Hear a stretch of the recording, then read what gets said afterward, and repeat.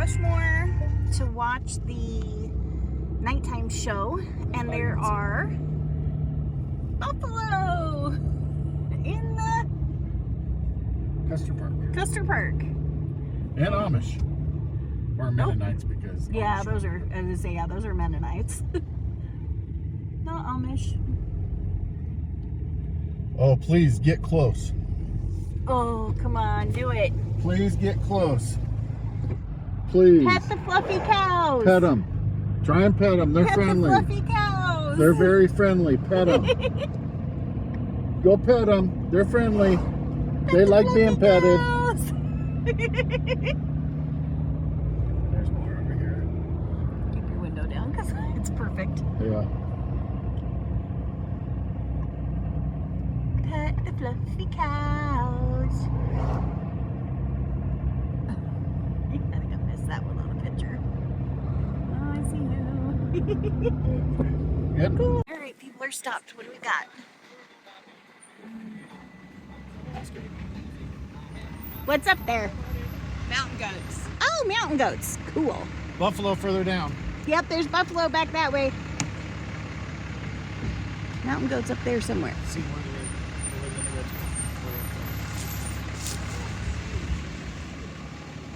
Mountain goats. Oh, I see them way up there. Oh yeah, they're way up there. mountain goats, and then about 300 yards. Hi, Mr. Buffalo. I'm not gonna pet you, fluffy cow. Look at him, he's so cute. We need to grab this out of this little car. Holy crap! There's a whole bunch of them. Here, look on. Hello, Buffalo. Bye, Buffalo. We can go this way. It's through needles. We got distracted. Message from Melanie White. Yeah, those are the pictures of the buffaloes.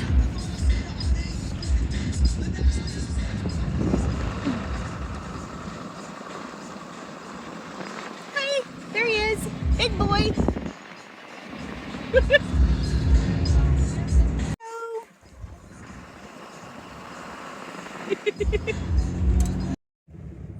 All right, we're going through the Scoville-Johnson Tunnel. Yep.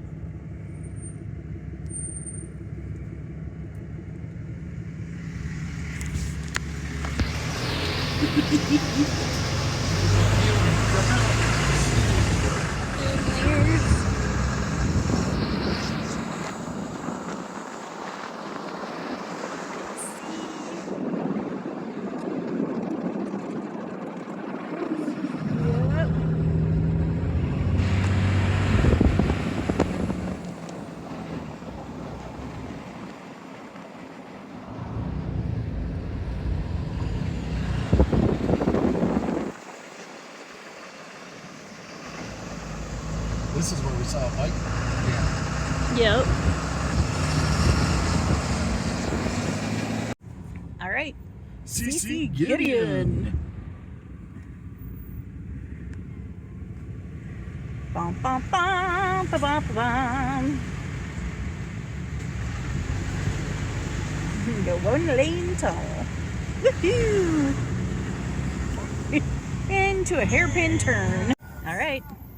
Doan Robinson Tunnel. Oh. All I focus on right now is all the dead bugs. Look at that view. That's beautiful. All right, we've got, I think, another roller coaster road. Yep. You should be able to see it.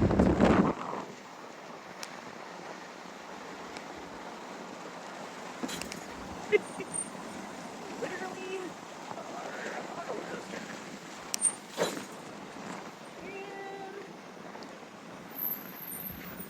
And the world's largest hairpin turn, and that's the road we came down on. This is where we say we finally made it. And there it is, way up there on the mountain.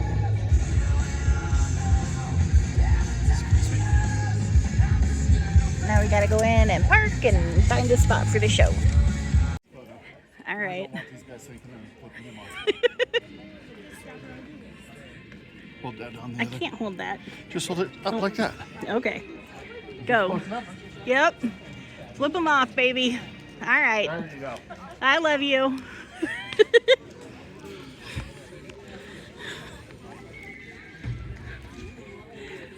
The walkway of all the... Hey, look, there's Florida. Yep. There's Idaho. You to pimp.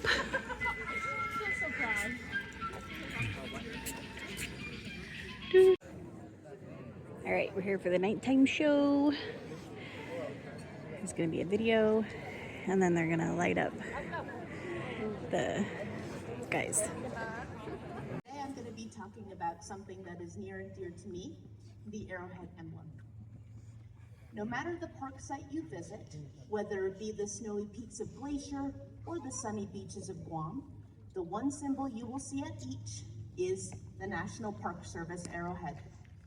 This icon signifies why the Park Service exists, as well as its ideals for our future. But what exactly are those ideals? And how does Mount Rushmore fit into the picture? Give the land back. To answer that, I look towards the arrowhead itself, where the symbols can tell us the full picture of how the values of these 4 presidents behind us parallel the ideals of the National Park Service. The first symbol I would like to highlight is the bison. Officially added to the arrowhead design in 1951, bison are an iconic feature of the American West, serving as an animal mascot for the untamed wilderness that once encompassed much of the nation. The bison were also an integral part of the history of North America for both people and land alike. Not only did they provide food, shelter, and tools for many of the first peoples across the plains, but as a keystone species, they reshaped the environment, creating a diverse prairie ecosystem across much of the Midwest. Without the bison, survival in these states would have been very difficult, and the nation as we know it would not exist. The same can arguably be said for George Washington, who was chosen for Mount Rushmore because he embodies our beginnings as the father of his country. Without George Washington serving as the first president of the United States of America, it is unlikely we would have the nation that we now hold dear. While both the bison and Washington may differ in size and species, the bison being depicted on the arrowhead helps to push Washington's ideals of creating something that would in turn better the nation and last into the future. Neither bison nor Washington intended on becoming the embodiment of America's beginnings, but they are now both an integral base for the foundation of our nation. You would not have America without the bison, and you would not have the United States of America without George Washington.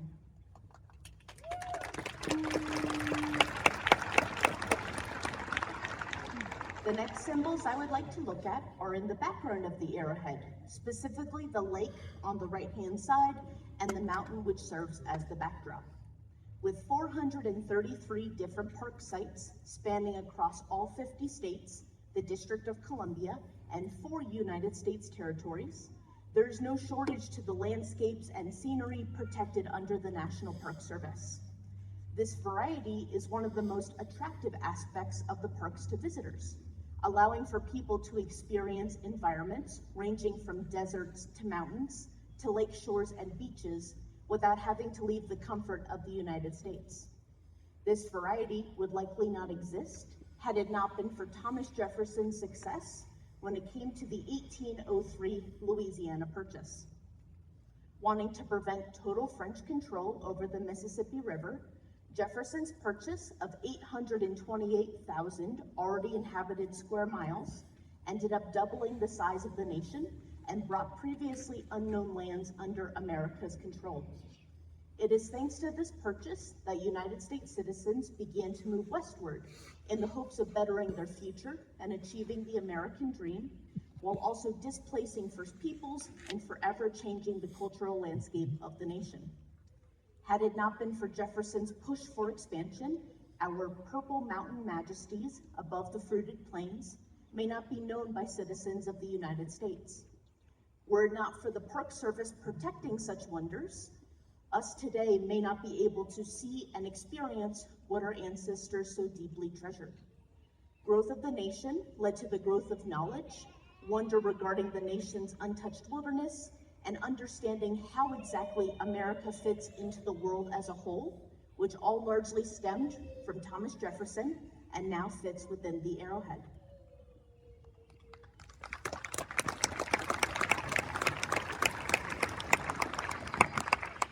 For the next symbol, I would like to look at the outline of the arrowhead itself. The arrowhead is an obsolete tool in comparison to modern tools of warfare and hunting, but it was the key to human survival for many peoples across the world. It could be crafted from any sturdy material, such as stone, metal, or scales, and it allowed for human beings to survive in a world dominated by larger and more formidable creatures. As human beings changed, so too did their tools, making the arrowhead an important archaeological marker when creating a timeline of human history, as well as foreseeing the growth of human technology, society, and economy. By using the arrowhead as the larger overarching symbol of the National Park Service, it shows the ideal to protect and preserve our pasts, no matter the person, race, or culture, for the future, so as to not forget where we came from and those who shaped our world. The figure that best parallels this ideal of preservation is none other than Abraham Lincoln, the president who helped to preserve the Union. Before the Civil War began in 1861, Lincoln stated in his 1858 speech at Edwardsville that our defense is the preservation of the spirit, which prizes liberty as the heritage of all men in all lands everywhere. Liberty, which in this case largely refers to freedom from enslavement, also means the freedom to act as one chooses, such as embracing one's culture and way of life. Without Lincoln's leadership, the nation may not have survived, and liberty for all would have been lost. It is thanks to his guidance and the sacrifice of brave soldiers that all people, no matter where they come from or what they believe, can embrace this liberty and help us to create the mosaic that is the United States of America. Lincoln protected liberty, and this protection is presented in the arrowhead by being a symbol that shows the growth and survival of many cultures across this nation and the world.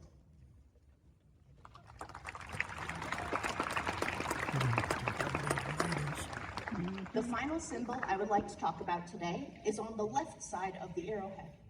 This is a sequoia tree, the largest tree on the planet and native to only the western slopes of California's Sierra Nevada mountain range. The existence of these magnificent trees inspired the establishment of the first national park site dedicated to the preservation of a specific organism, Sequoia National Park. The sequoia tree also inspired President Theodore Roosevelt, who remarked that a grove of giant redwood or sequoias should be kept just as we keep a great and beautiful cathedral. While Roosevelt may not have been chosen for his conservation efforts for immortalization on Mount Rushmore National Memorial, he certainly played a major role in pushing for the protection of our natural landscapes, which would later help lead to the establishment of the National Park Service to safekeep our natural resources. Roosevelt's desire to protect and promote the natural world not only included trees, but nature as a whole.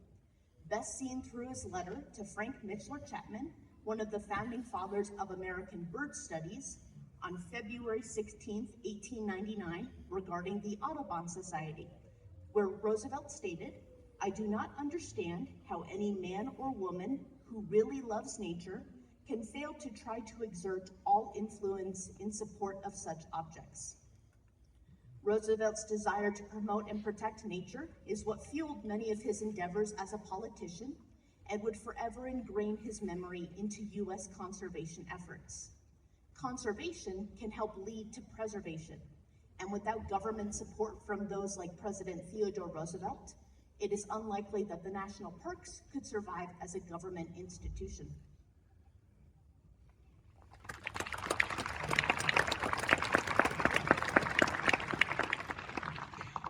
writer and historian Wallace Stegner, the national parks are the best idea we ever had. Absolutely American, absolutely democratic. They reflect us at our best rather than our worst. I cannot imagine an America without the national parks, and I cannot imagine the national parks without Mount Rushmore National Memorial.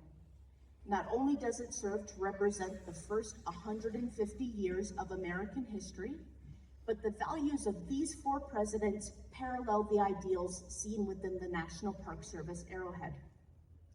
Our nation would not exist without these 4 presidents' roles in the foundation, expansion, preservation, and conservation of the United States of America. Our nation would also not be the same without the National Park Service, serving to protect and promote the nature and history that makes our nation worth remembering. Thank you so much for listening.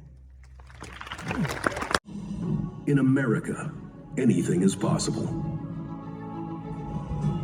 From building a nation to building the future.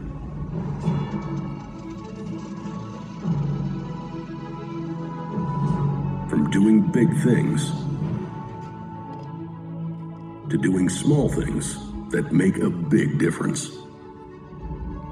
This is America at its finest. Ask not what your country can do for you. Ask what you can do for your country. Our history. Let me assert my firm belief that the only thing we have to fear is fear itself. Our voices. When the driver demanded that we give up this seat, I felt that time had come to not take it anymore. I still have a dream. It is a dream deeply rooted in the American dream. Our stories. It's one small step for man, one giant leap for mankind. Countdown going on right now. Morrow, up to Schultz. 5 seconds left in the game. You believe in miracles? Yes! This is indeed the most tragic hour in America's history. And yet I think it can be its finest hour. I'm afraid the new dawn blooms as we free it. For there is always light if only we're brave enough to see it, if only we're brave enough to be it.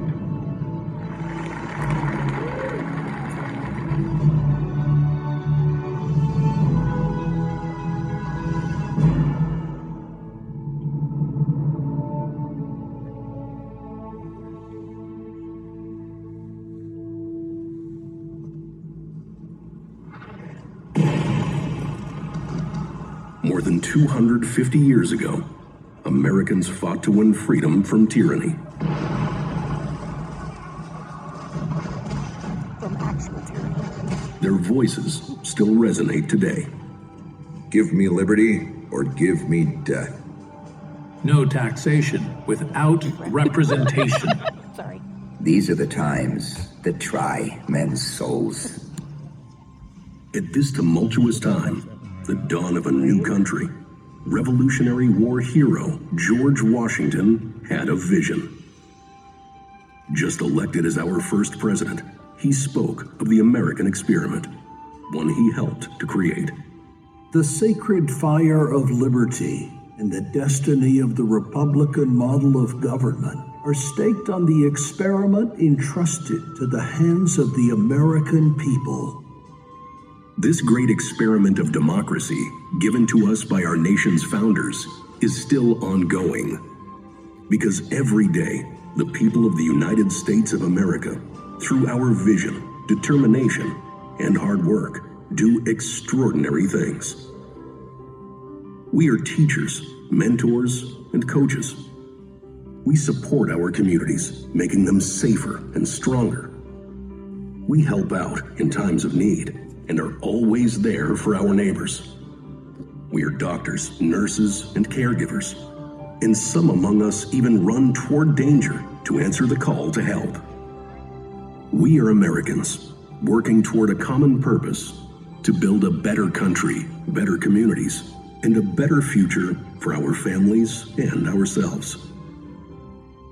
Thomas Jefferson, principal author of the Declaration of Independence and this country's third president, believed Americans had the opportunity to attain greatness based on their achievements and hard work. He wrote, "Determined never to be idle, it is wonderful how much may be done if we are always doing."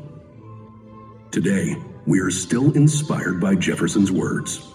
They empower each of us to pursue and celebrate our unique potential.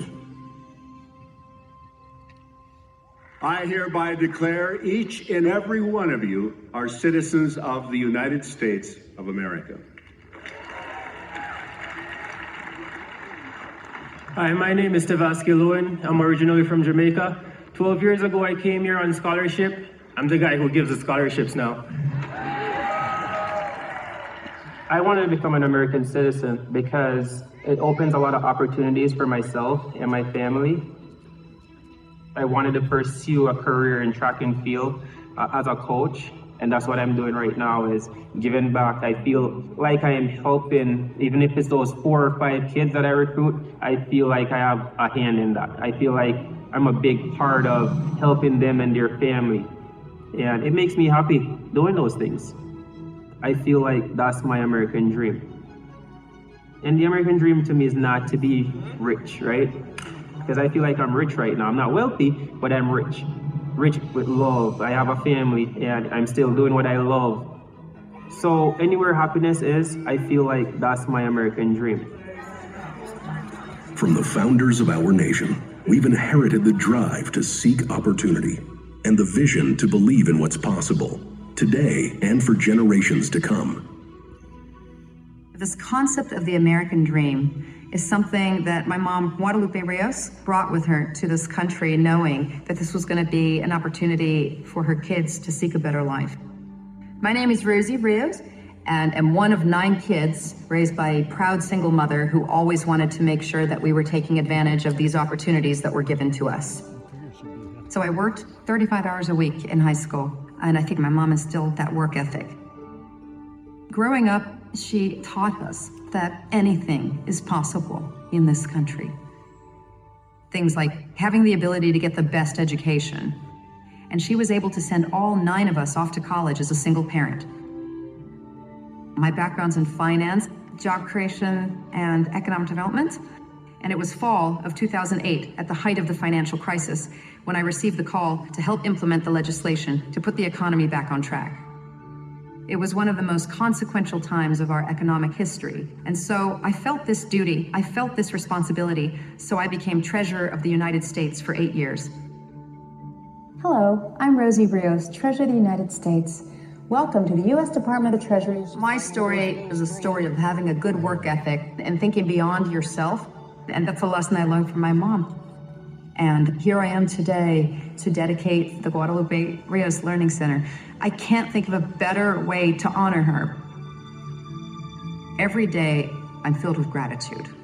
Gratitude for my mom and gratitude for this great country. And that's what I want my kids to feel. That's what I want other kids to feel, is an appreciation and a love of this country, that they have been given this gift of pursuing their own American dream. In this land of possibilities, there is much to value and nurture. Not just the people, but also the place. The diversity of landscapes and resources. A richness of plants and animals. All require an ethic of responsibility and stewardship. Our 26th president, Theodore Roosevelt, called conservation of natural resources a national duty and rallied Americans to help conserve our country's riches.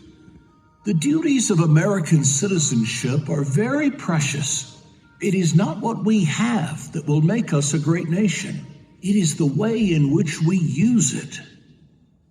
Roosevelt's words continue to ring true today, echoing across America, where we all rely on the land to sustain our families, our communities, and our nation.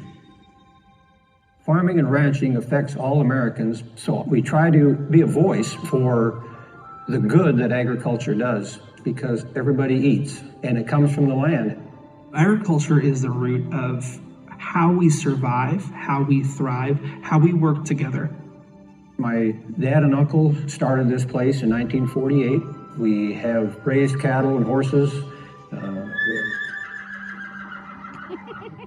and they had been applying stewardship and sustainable practices since I was old enough to remember. We work to really understand what it means to be stewards of the land, and being a steward is to value life, because the first time you see that newborn calf take its first breath, you start to have a perspective of who you are and just how fragile but how beautiful life is.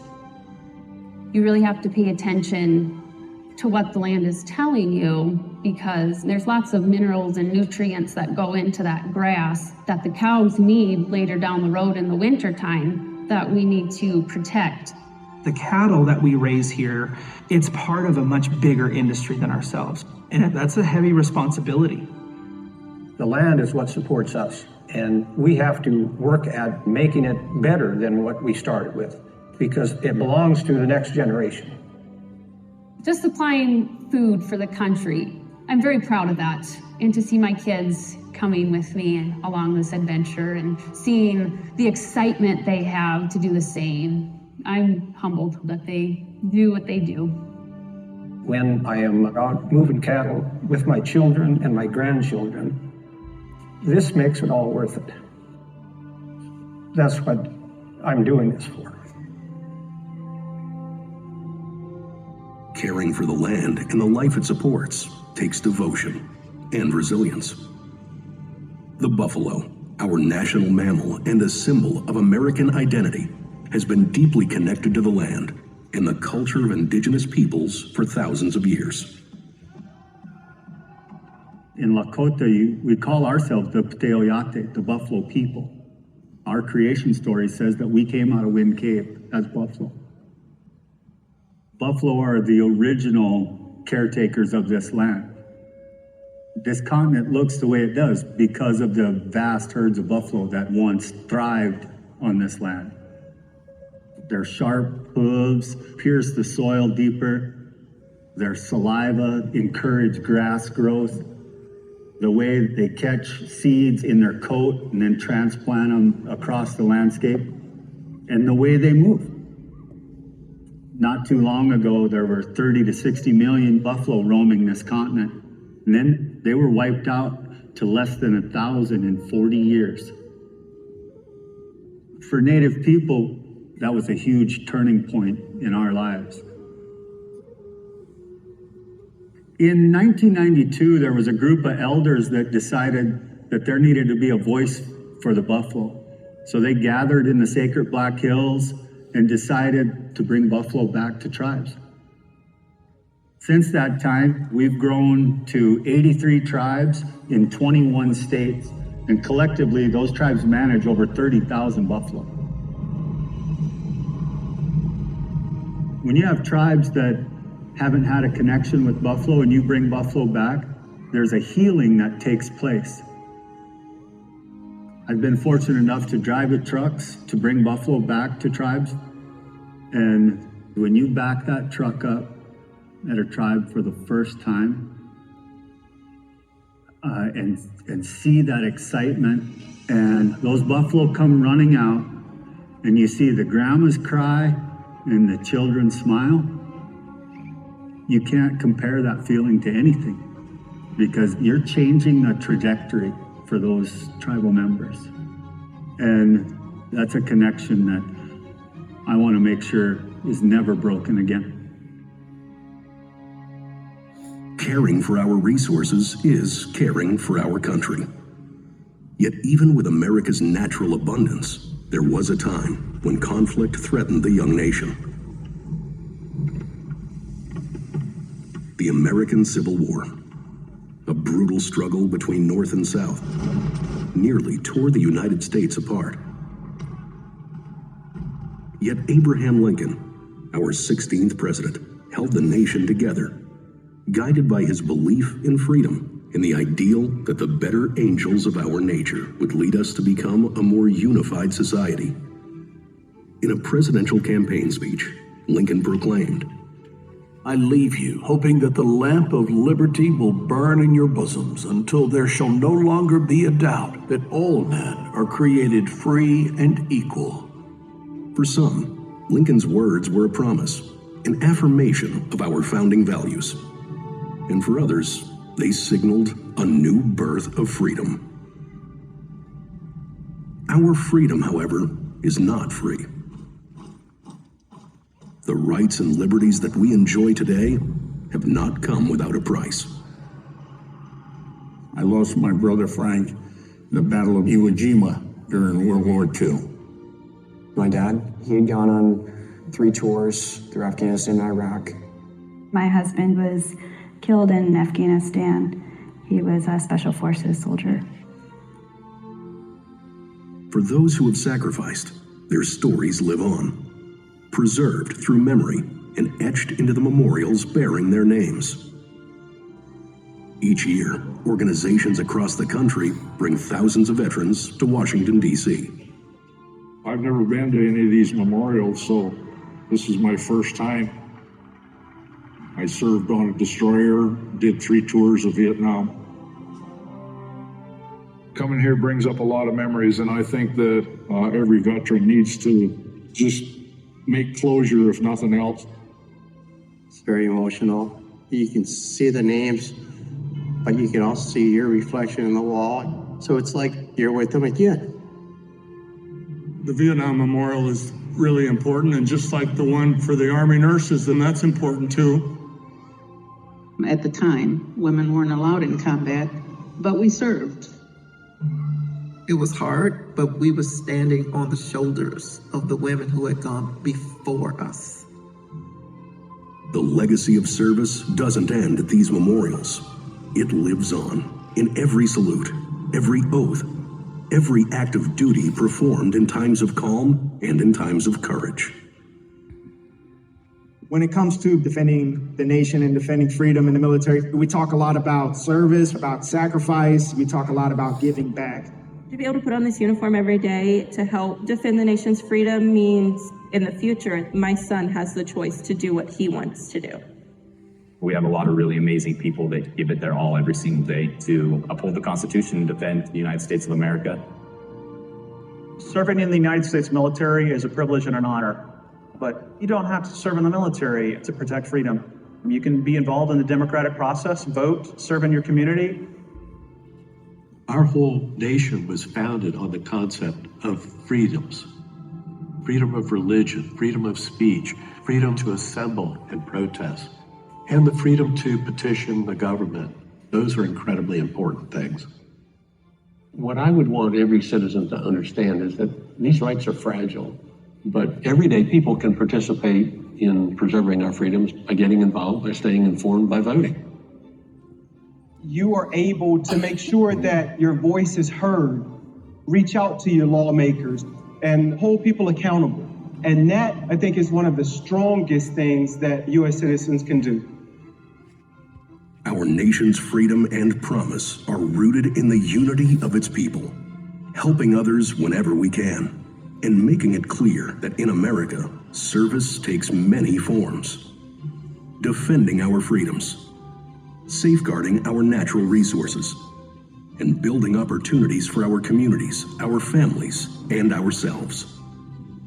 As we look back, we see that the values on which our country was founded are a gift passed down by generations of Americans who dared to envision what the nation could become. Tonight, we are reminded that the promise of America is ongoing, and we are called upon to help chart the way forward.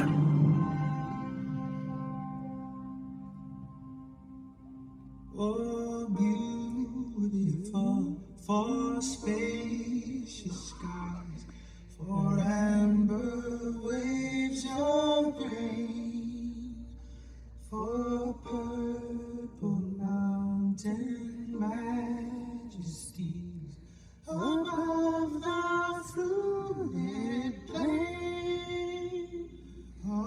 America, America, God save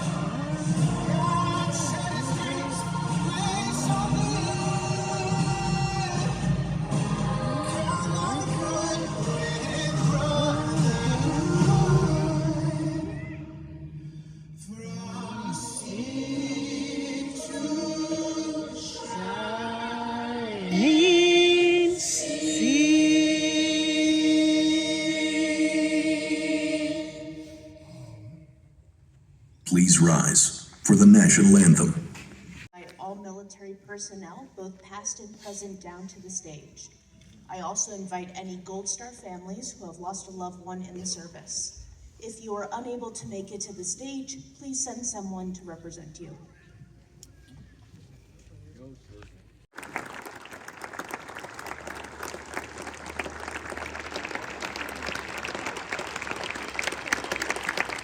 We've got nobody right behind us, so.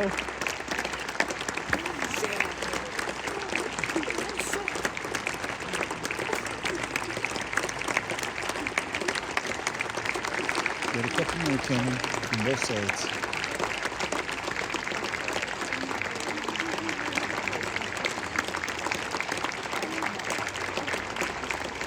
Little folks.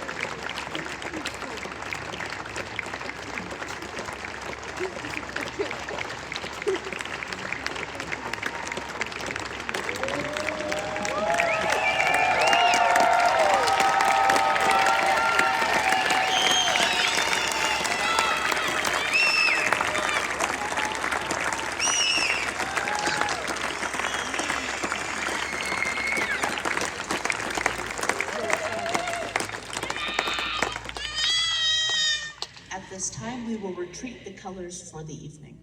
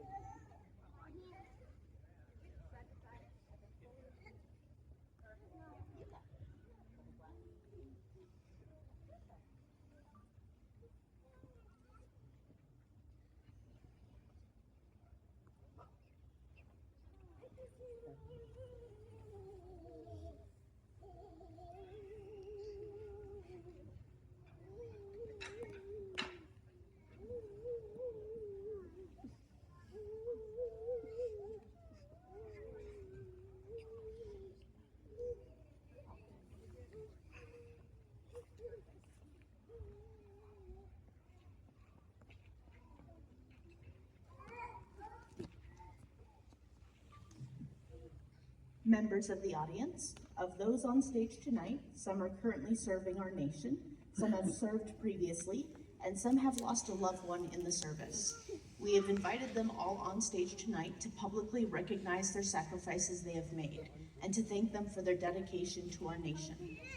As they rejoin their friends and families, let us show them our appreciation for their service one more time. Thank you for your service.